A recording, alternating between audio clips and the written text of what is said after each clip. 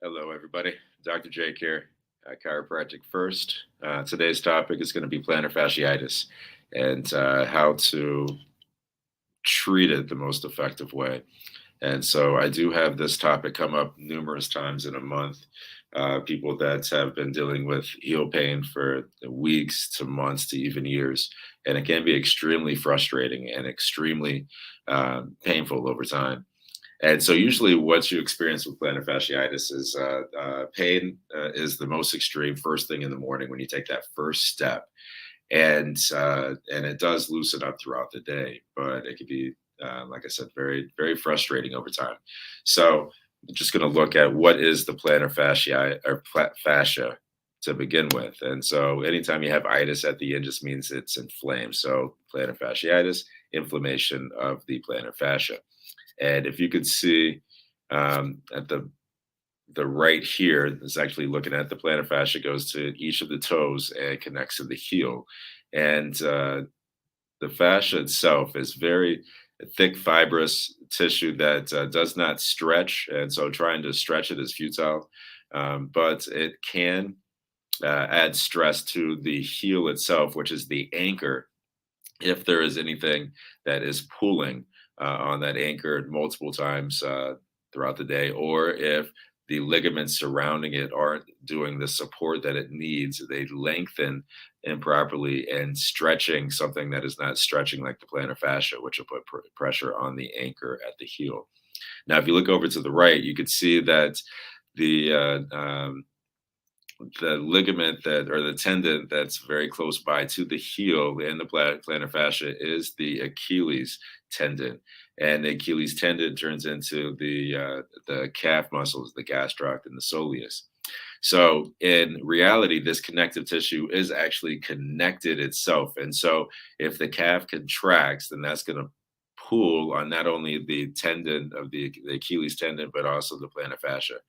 And so if this occurs to the extreme where the calves are being overused, then what will happen is it'll cause what's called trigger points or knots in the calf, which will essentially shorten up the calf, which will put pressure on the tendon itself and, of course, the plantar fascia. So if the plantar fascia isn't a stretchable amenity, then the anchor is going to take the blunt and eventually become inflamed. So technically, for most plantar fascia issues, the calves are actually responsible for your pain. And so taking out the trigger points, or let's say the knots, are going to be the first step to relieving the heel pain that you've been experiencing and frustrated with. So a lot of times when it is dealing with the calf itself, you have two muscles, the gastroc, which is the outside muscle, and then the soleus, which is the deep muscle. Now, they call the soleus the second heart of the human body because they have the great saphenous vein that runs right through the largest vein in the body. And when the soleus contracts, it helps pump everything back up to the heart. So it is a very important um, thing that are a very important anatomy to make sure is working correctly. And it does have the possibility to be overused. And so when you're looking at plantar fascia, it's not just the calf muscle, but I would specifically go to the um, the soleus muscle to work out and stretch.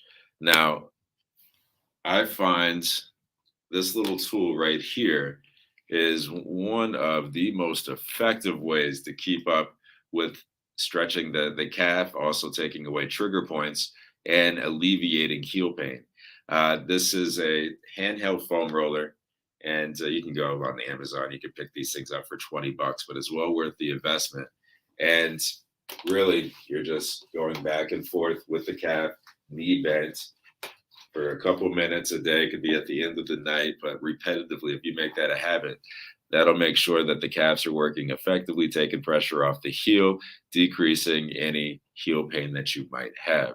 So, anyways, that is my plantar fascia initial treatments to get started. I might do another video on this just to compound because there is definitely different areas that can cause the same type of pain and being able to diagnose and understanding what's what will really help you alleviate any of these issues in the future.